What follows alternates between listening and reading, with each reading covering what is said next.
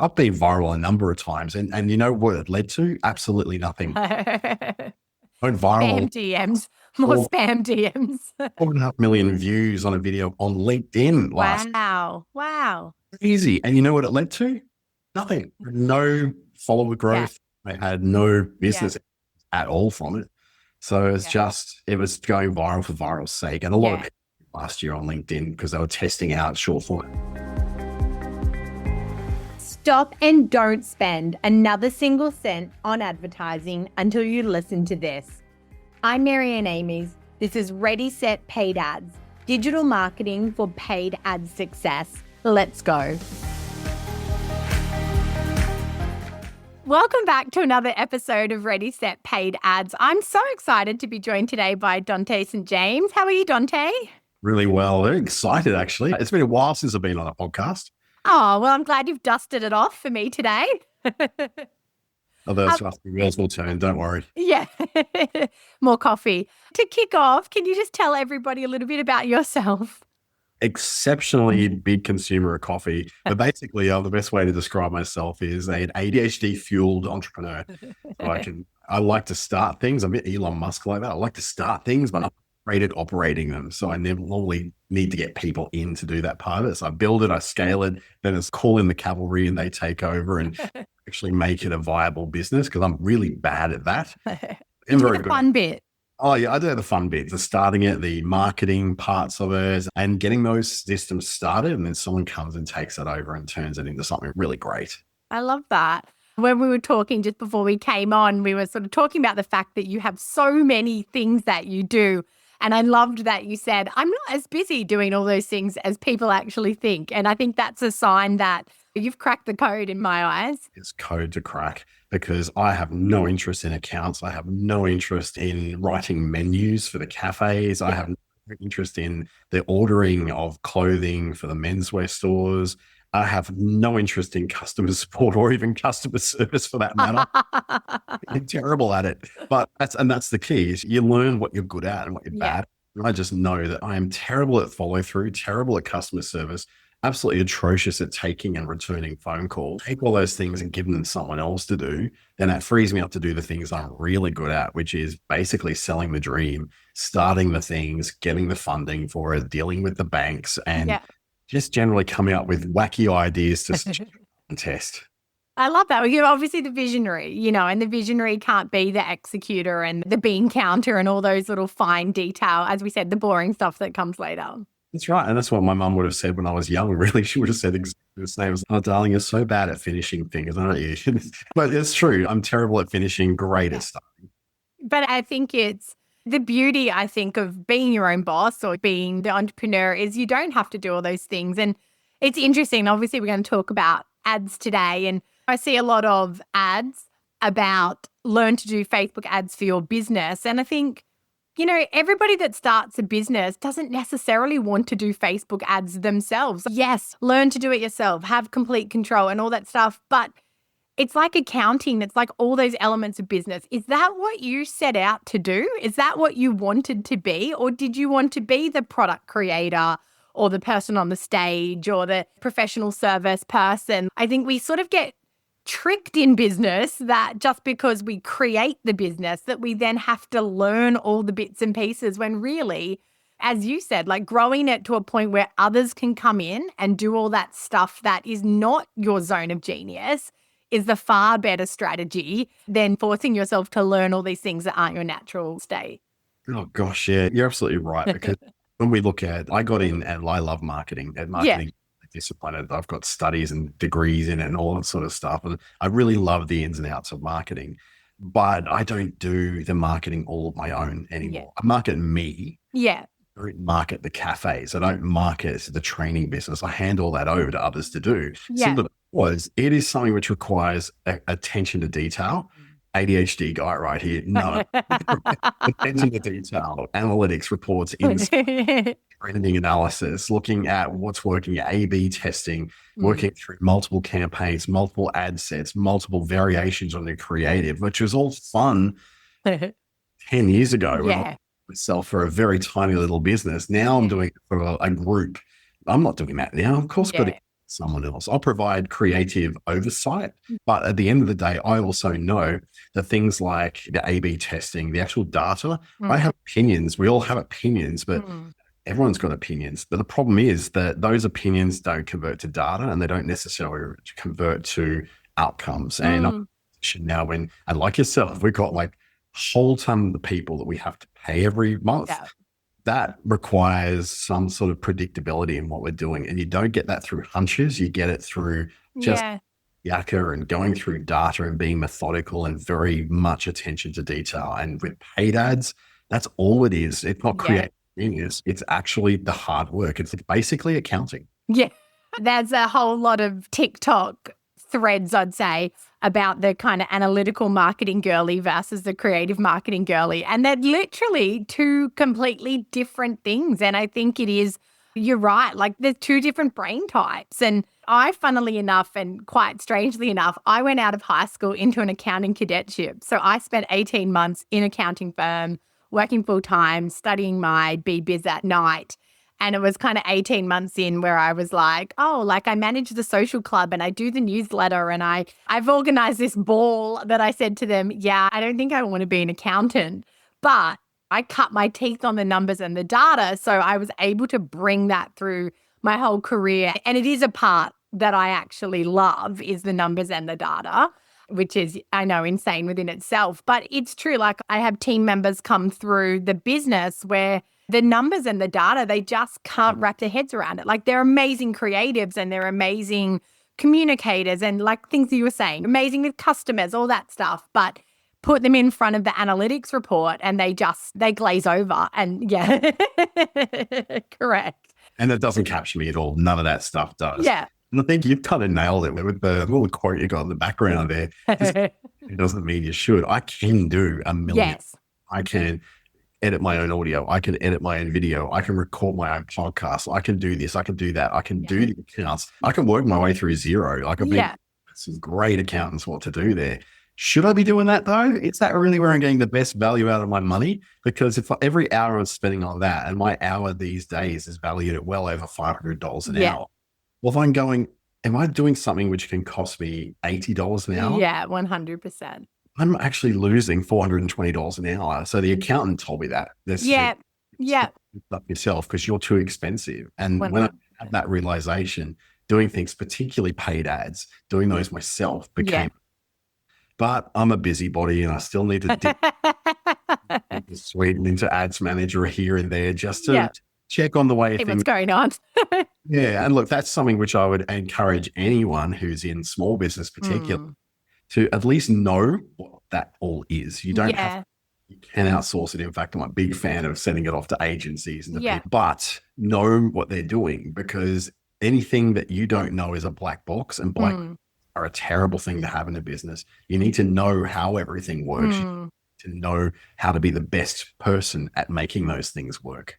Yeah, that's 100%. I mean, referring to the quote behind me, yes, I have that there to remind myself that just because I can doesn't mean I should, because my agency built from me kind of freelancing and helping people. Someone would be like, oh, my WordPress website sucks. I'm like, I reckon I can help you with that. And so I sort of learned all the areas of digital marketing, and then I built my team to take all that off me. But I'm so guilty when a client sends a email on a Saturday afternoon that something's broken. I'm like, I can just log in and fix it. And then I have to remind myself, like, yes, you can.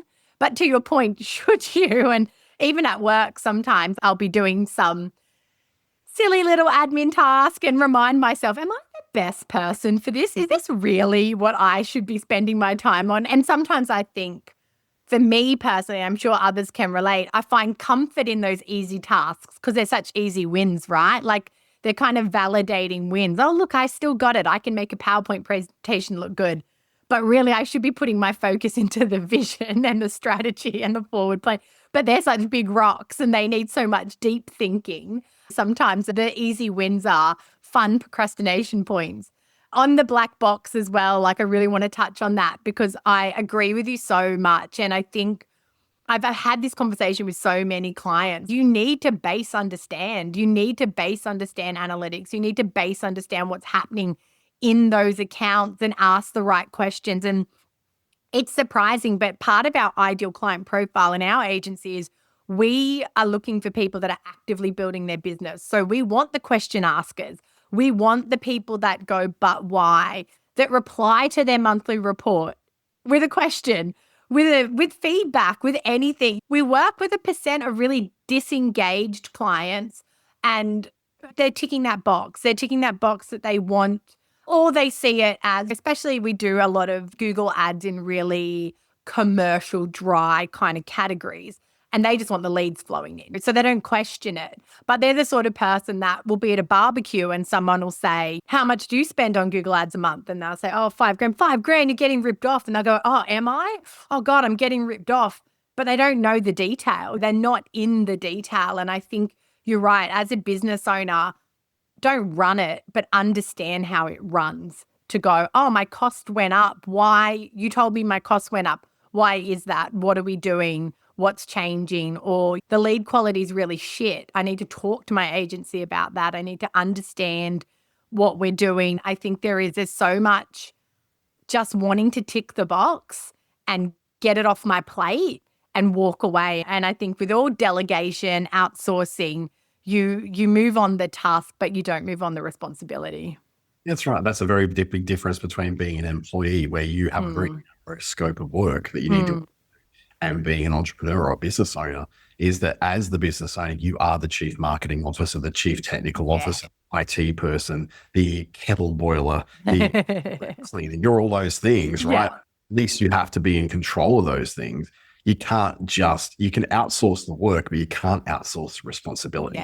Yeah, 100%. And part of me thinks sometimes with some particular people, that is part of that I got burnt by an agency belief. And I do think there are agencies, unfortunately, that do a really shitty job. And then I do think there's a percent of people that don't engage with the work and stay uninformed. And then their takeaway is the agency didn't do a great job. They just burnt me. But they're not like walking hand in hand. Like the curiosity isn't there during the process to really make it the best process. Yeah. I like to think of it as less of buying a product and more of buying a service. So you buy the product, you pick up the mug, you bought the coffee, you consume the coffee, the relationship with that coffee is now done. Yeah. So you go to a doctor, right? You want to get to that, you want to have a relationship with a doctor. They cannot fix you. You need to fix you, but they are the guide that gets there to help you fix you. And yes, they can refer you on to other people to do those things. But ultimately, you don't outsource your health. You just partner with someone to help you get better health. Unlike the coffee, you can put it down, put it away, never have another coffee in your life. Be completely fine. But with our health, it's very different. So you treat your agency like a doctor. You have a relationship with them. You ask questions because ultimately you're responsible for the output, not them. So you need to get the best out of them, but they also need to get the best out of you. Yeah, so true. Yeah, it's such a great analogy, and I think a really great way of thinking about it. And it's true. Again, like it's when you empower yourself, right? You empower yourself with the knowledge, with the curiosity. And I guess that also comes from finding the right solution, the right fit for you to then feel like you want to engage with it and you want to be involved with it. And somebody is asking you questions. I guess there are people that don't ask the questions, or even like those wild situations where someone's ads are not being run in their own account. Like there used to be a lot of that. I think it's changed a bit now, but where that agency or that person was running all the ads in their own Google Ads account, and then you want to move on, you don't even have access to your own data. That's super scary. Yeah, it's so common that I made that mistake in the early days when I had the digital agency. I sold that back in 2022, coming out of the pandemic. Yeah. Saw the crash coming. It's like lots of agency work, amazing built hundreds of websites, probably around 2,000 ads. Wow. Yeah. Had 35 contractors, 10 full-time staff. It was such a big thing, and it grew very rapidly in the pandemic because all that came through. But then I saw the crash coming, and that's started to see once someone said, hey, we'd like to be able to buy your client list. And I'm going to have to look at the problems here because we grew so quickly. One was we had too many things running in our own accounts, not in the so we had too many things where we were carrying the web hosting for a website as well as the ongoing development and the maintenance of it. there was a lot to unpack. So I needed to actually put two people on full time just to unwind ourselves from our Wow. could sell that client we Yeah. worth it. It took 6 months to be able to do it, everything redone, but it was so worth it because it made the business saleable. And I was that for a really good amount and bought myself a couple of cafes. Fantastic. It's inspiration here. Inspiration. Focus on my retirement plan. Exactly. Yeah, there is money in agencies, but the processes, you have to have Yeah. the processes right. We didn't. Thankfully, it didn't matter to them. They had the processes. Yeah. But we needed to be able to get everything aligned so that and there was some clients I had to keep and I still got them this day because there was just no way to effectively unwind them from me. Yeah. I Yeah. think they're dropping off one by one and then Yeah. going elsewhere. And I think I've got about 3 left that Yeah. very low maintenance, but too intertwined and too Yeah. entwined because of people go missing from their business that used to be the business manager in Facebook or they Yeah. used Yeah. Oh God. Yes. to account and I'm the only person who can still get in there. And so we can't unplug ourselves. That kind of stuff, it actually, an agency holds you back. Yeah. But a client as well, it means it's really hard for you to move to someone else. Thankfully, Yeah. the 3 that I've got left, they're fine. They don't Yeah. they're not get away. But at the same time, if they did, it's like impossible. They lose all the data. Yeah. No, totally. And I think I definitely have some clients in that boat.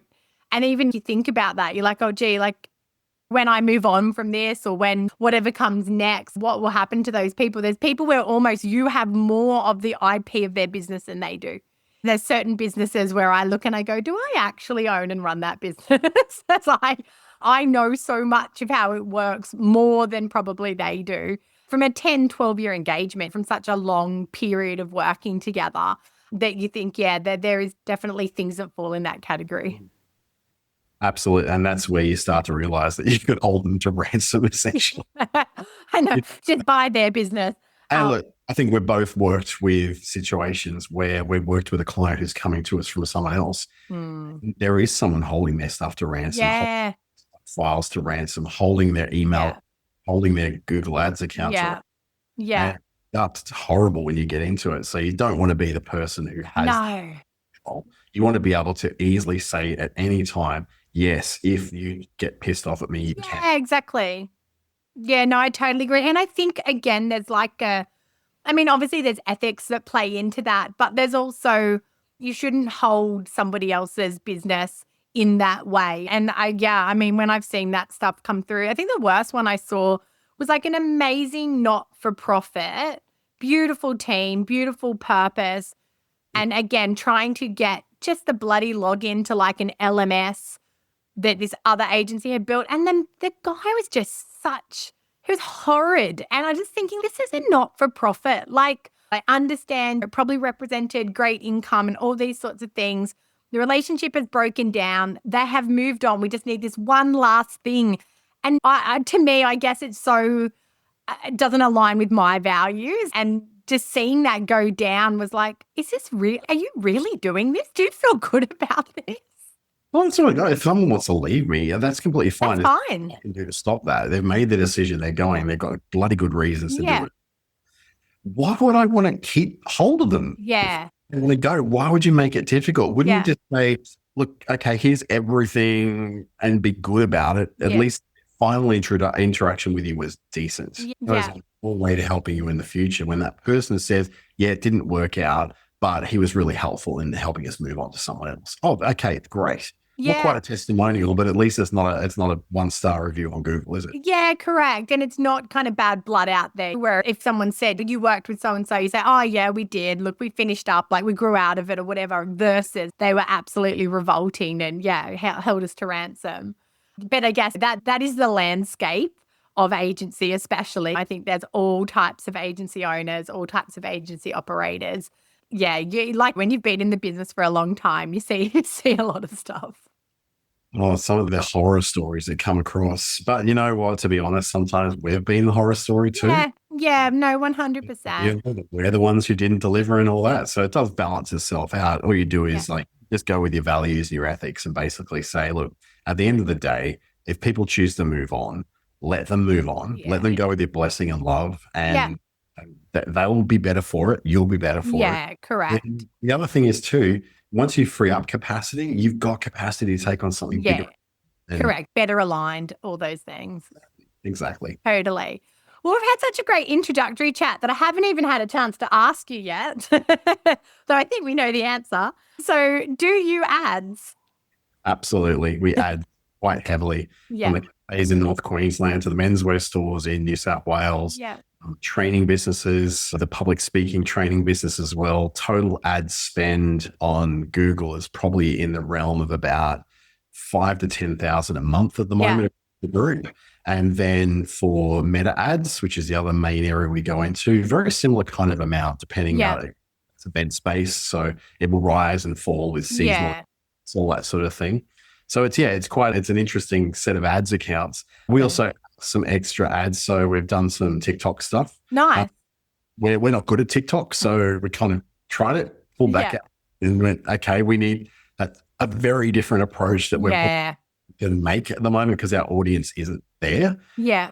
And then the other one is LinkedIn. We do quite a lot of LinkedIn stuff, particularly for the knowledge work stuff, say speaking, training, entrepreneurial, mentor, and the new software business as well. We're using LinkedIn ads. And for us, by far of all ads are the most high performing, also the most bloody expensive. Bloody expensive. So expensive, but they convert. Yeah. Like a conversion machine, but you got to put a lot up front. Yeah.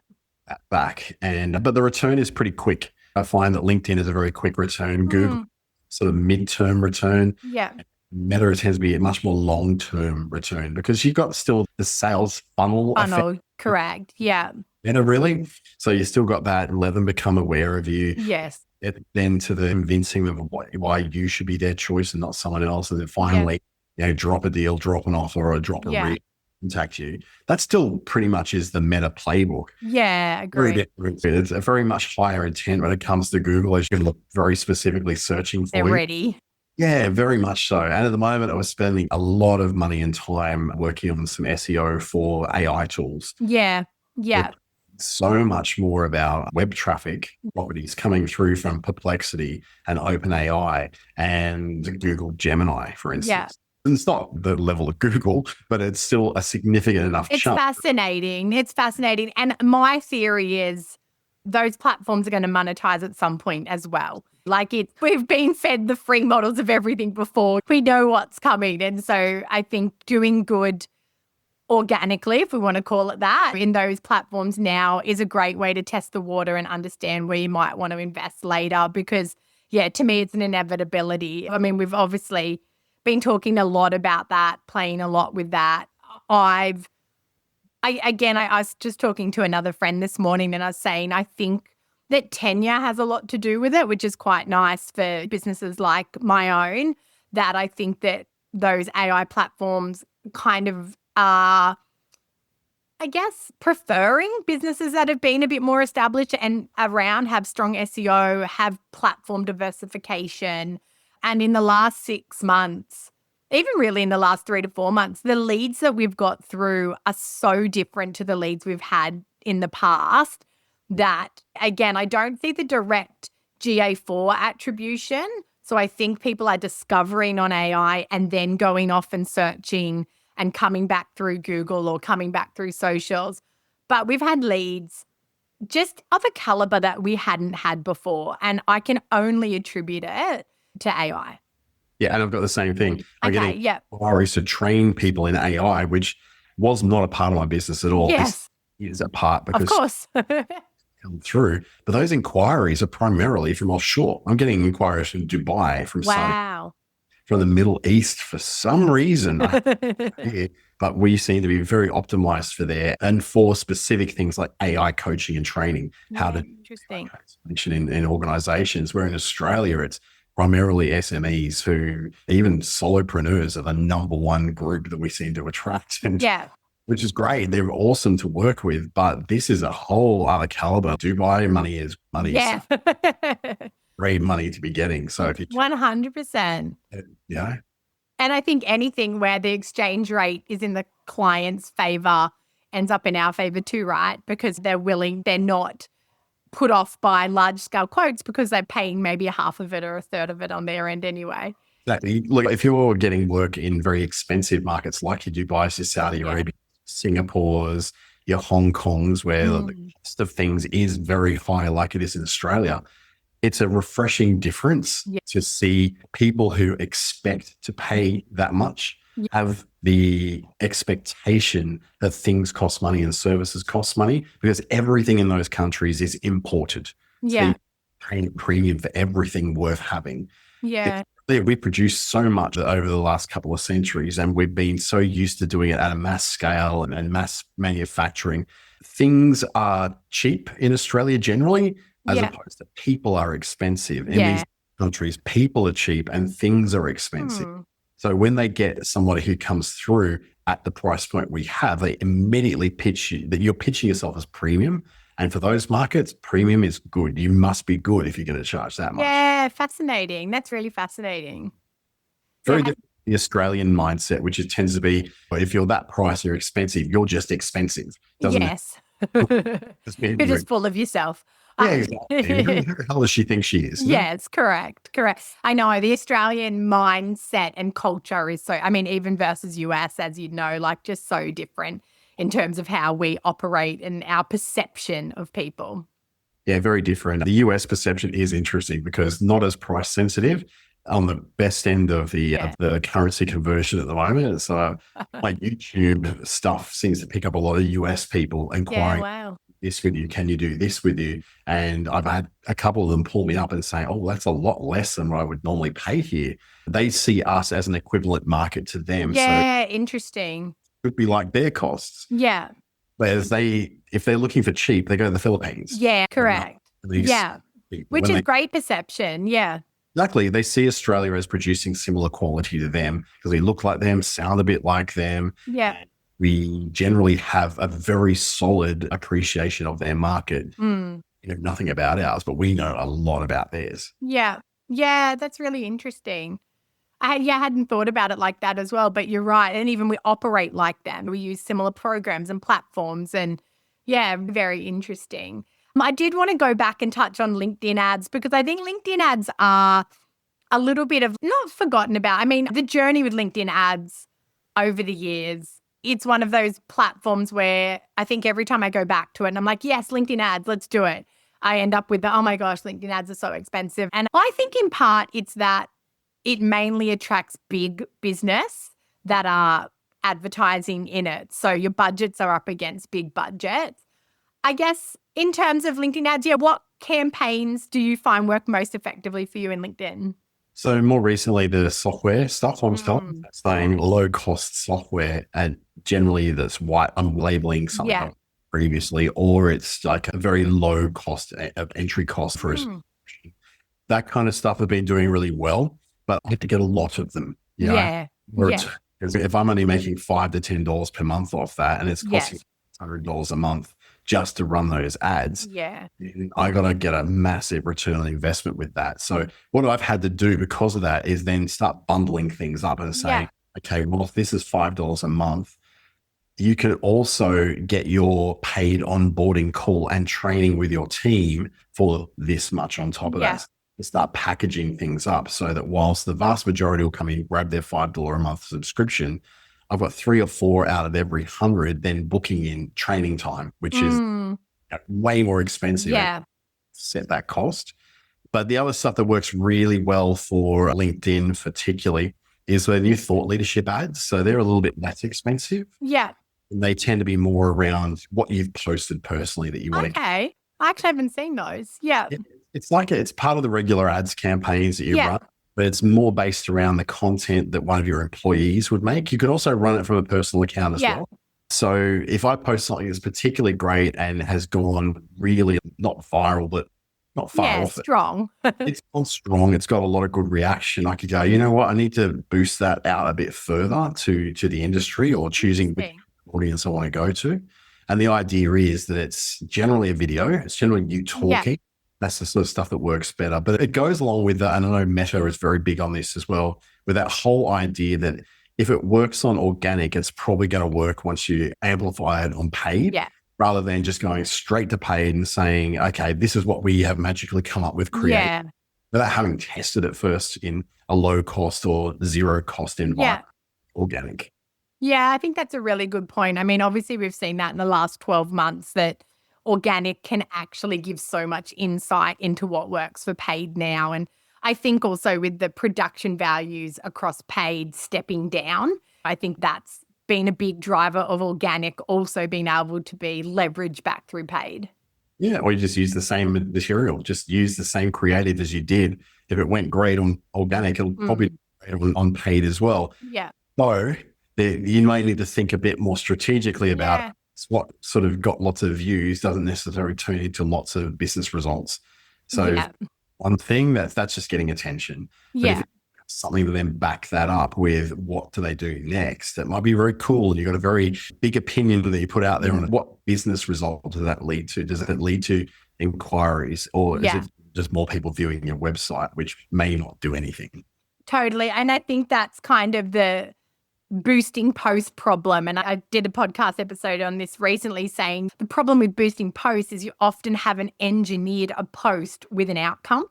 So, a post that goes well and you think, oh, I'll boost it. If it's not pre-designed to get an outcome, it's not going to get one.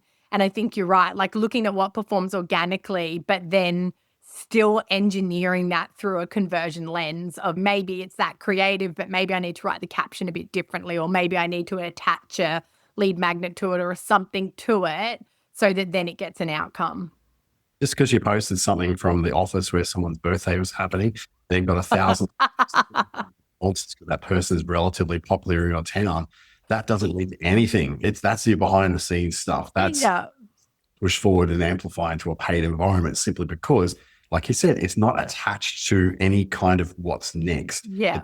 It doesn't relate to your product or your service or anything. It's branding. It's branding. And look, branding is awesome. Branding is fantastic. Yeah. It does so much of the heavy lifting for us to help someone then want to go further. But you got to, every 1,000 people who see that, only maybe one or two of them are actually going to want to know anything more about you. Yeah. The rest are just flicking through and at very high speed, just entertaining themselves, getting to feeling good.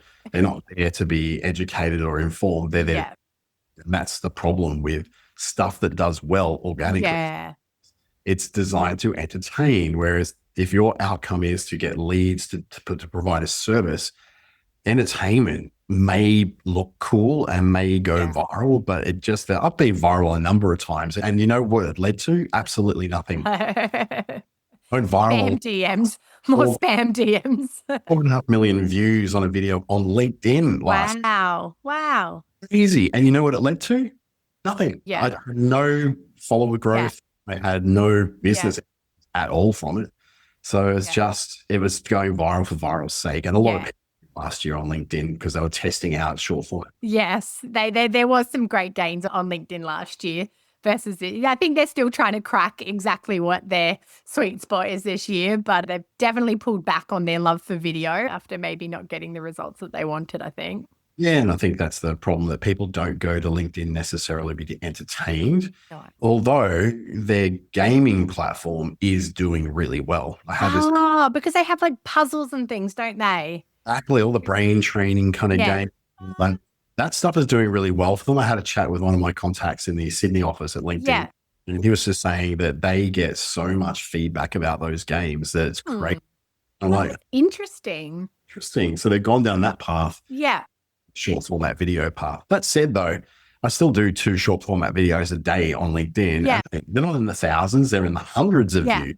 Yeah. But that's still helpful because that's still getting out to people I normally wouldn't get to. Whereas regular written posts tend to be very limited to people who follow or are connected to you. Yeah. And then the video, like we know for video on all platforms, it gives a much deeper connection into who you are. It can build rapport a lot more than a static image and 500 words of your musings. So I think strategically it's not always about getting the biggest reach. It's also about the piece in the puzzle it's playing for you. I'd say don't even go for reach anyway. Don't do anything for reach because reach means literally nothing. Business results. Your business results are to be seen. Your business results are to be bought. Yeah, true. Now, we have spoken for so long, which has been wonderful. And I don't want to wrap up without shining the light on this sort of secret doorway you might have for us into the world of Meta. We talk a lot on here. We do bash Meta a little bit in interviews. I am a lover of Meta, of course, at the heart, but I also think for such a huge organization, what an amazing way to avoid customer service at any turn and get away with that. But you are a Meta contracted trainer for ads, is that right? Yeah, absolutely. For ads, for the AI, for the entire all their platforms. Wow. We are trained every year by Meta in the Sydney mothership in the Brain building. There used to be a group of 12 of us back in 2018. 12 of us were selected to go and do that. There's now 5 in Australia. Wow. It's together once a year. Actually, this month, oh my gosh, next week, I'm in Adelaide next week doing a boost event. Wow. In Adelaide. It's sold out within an hour of being released. It's crazy. Amazing.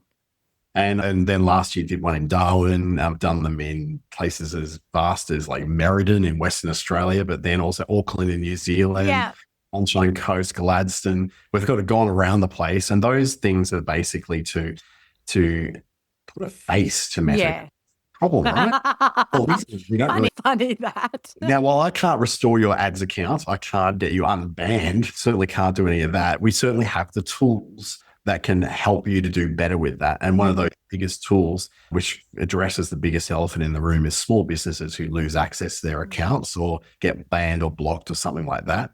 And they get nowhere in the help platform. The help platform just blocks them.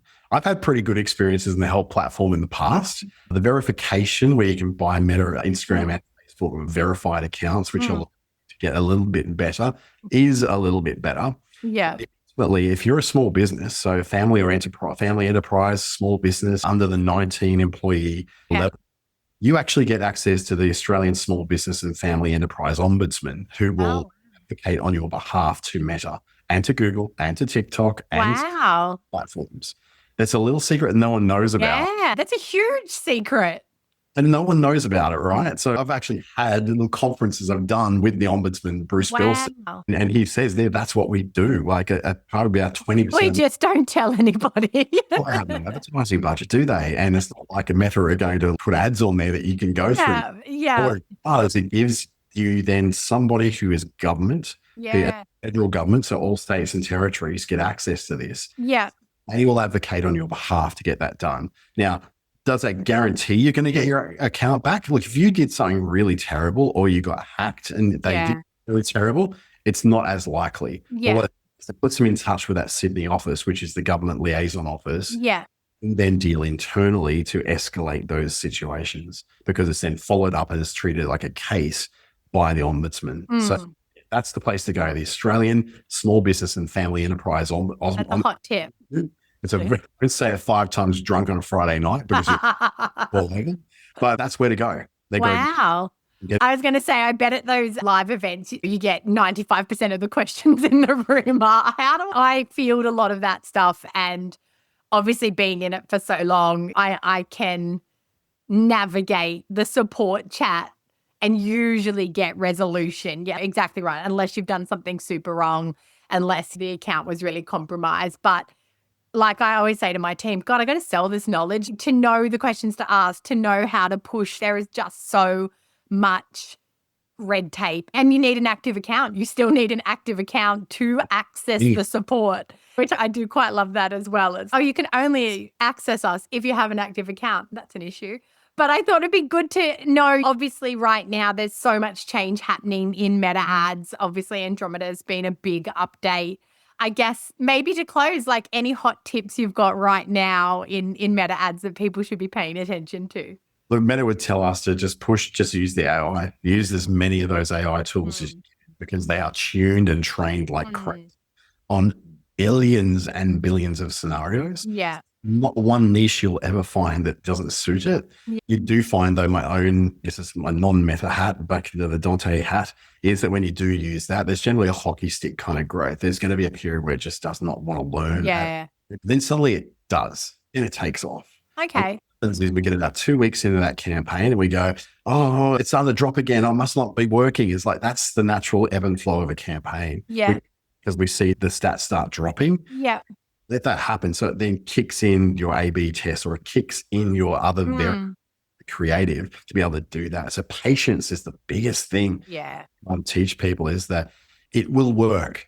It just takes time. Now, if there's drastic things wrong with it, generally not the creative. What it generally will be is that you've overridden what Meta's saying you should be sending this to. And you've got Yeah. mothers who are between the age of 25 and 27, and they must be in the Adelaide Hills only. And what you've done, Yeah. you down your potential audience way too low. Yeah.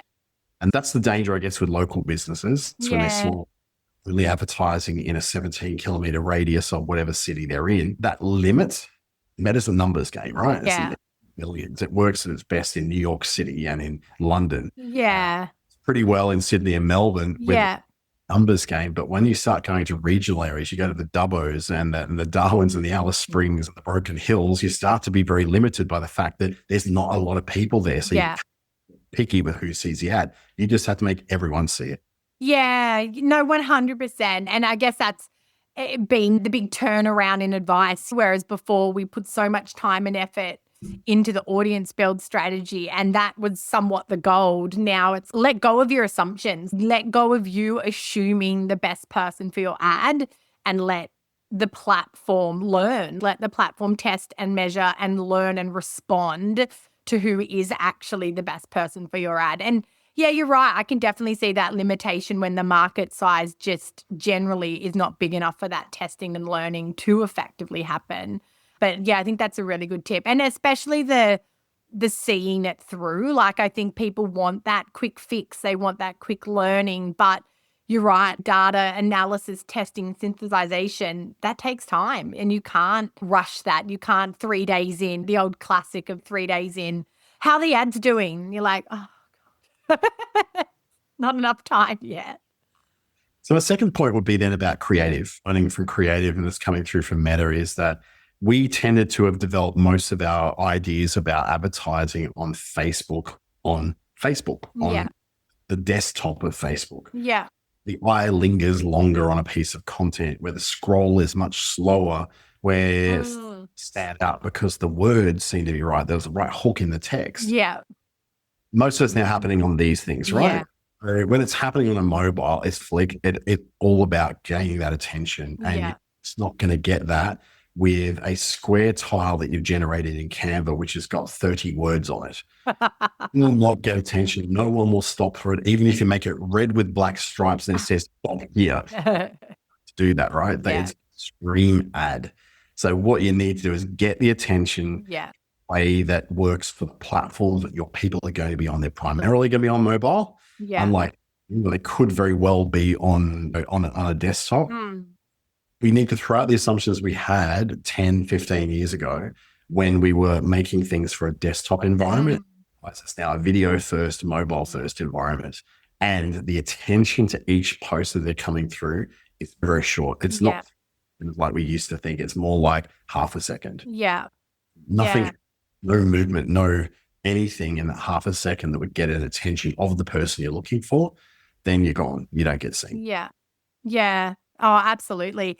And it's quite scary, isn't it? Scary how quicker and quicker that hook, that visual hook has to be. And I think TikTok has a lot to answer for in that. I think TikTok really shifted content, and then that flowed over into Instagram and Facebook as well. Even people that aren't on TikTok at all, I just think that really influenced how content changed and how we respond now, how we see content differently now. And I think also social behavior. We are spending more time bedrotting, scrolling as quickly as we can, looking for the fascinating thing. And you're right, like that creative has to hook, it has to hit. And I think that's where we're on advice, of course, that's where we're also trying as much diverse creative as we can in campaigns. If we can get 10 completely different ideas that are interesting and different and cut through in different ways, to try feed it a volume to then have options to learn from as well.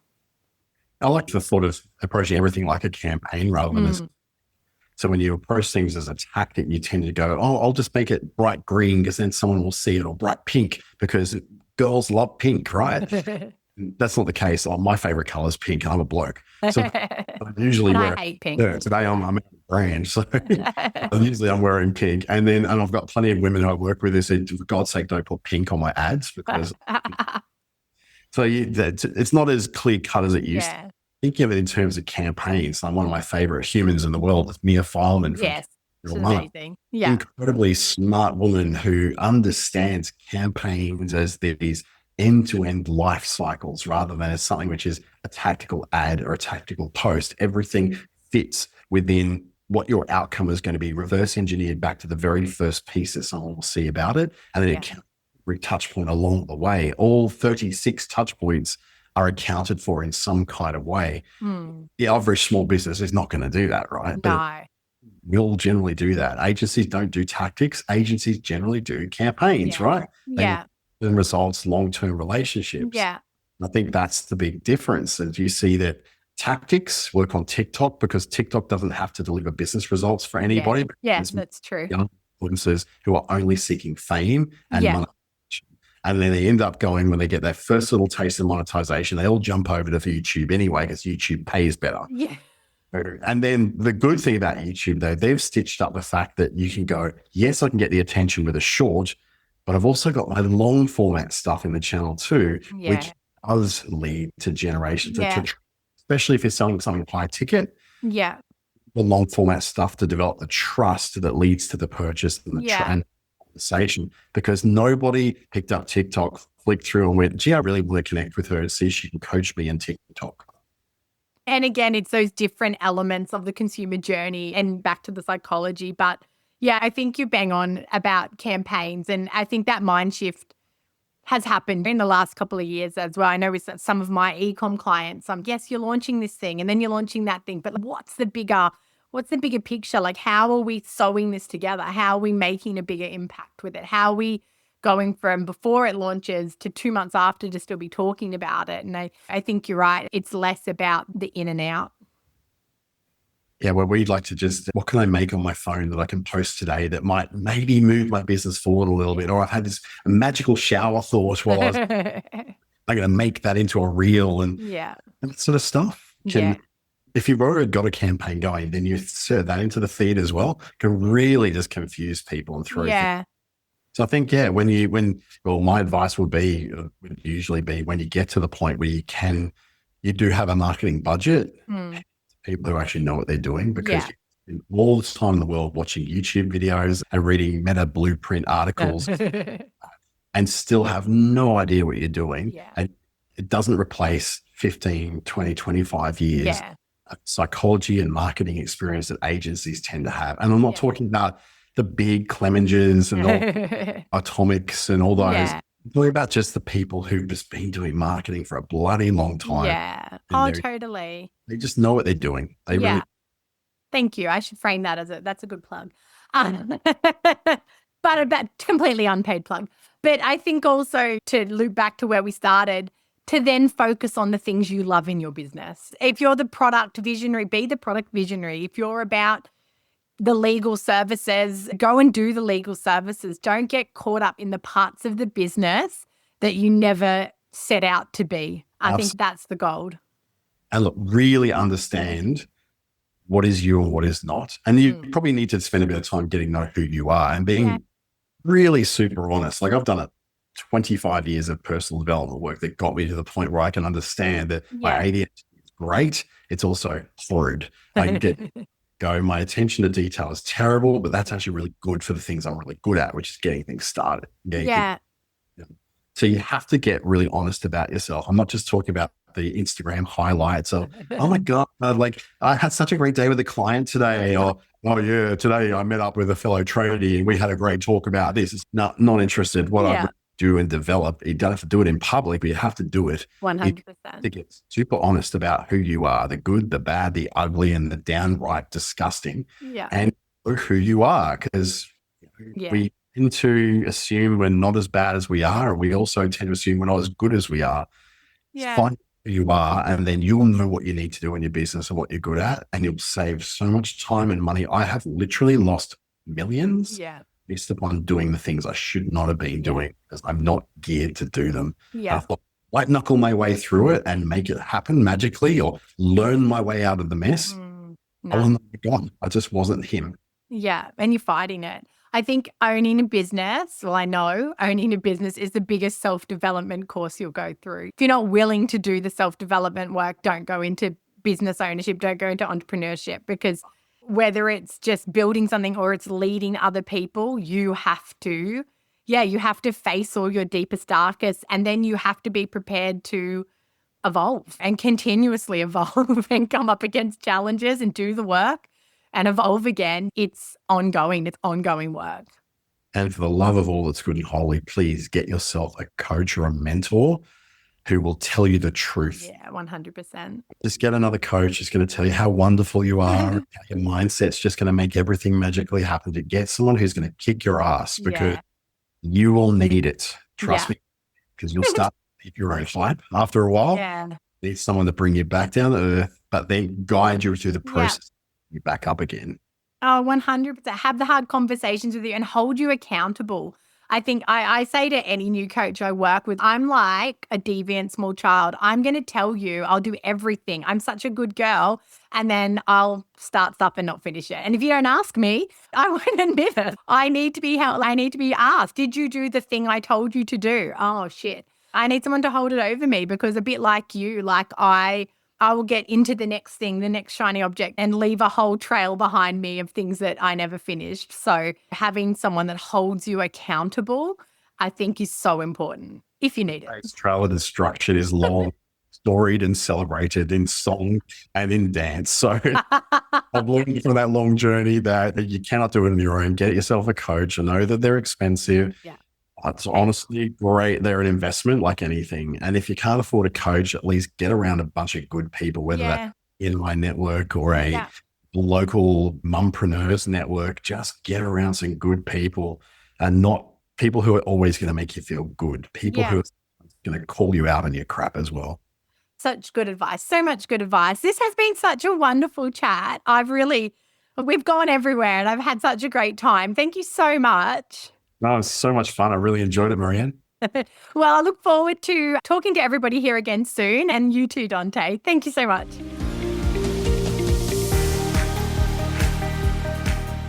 That's a wrap on another episode of Ready, Set, Paid Ads. If you're looking for done-for-you services, training to upskill you in ads management, or free and paid resources to help you plan and execute better ads, head to wiseupmarketing.com.au. If you've loved this episode, be sure to subscribe for future episodes. And if you know someone that would love this podcast too, go on and share it.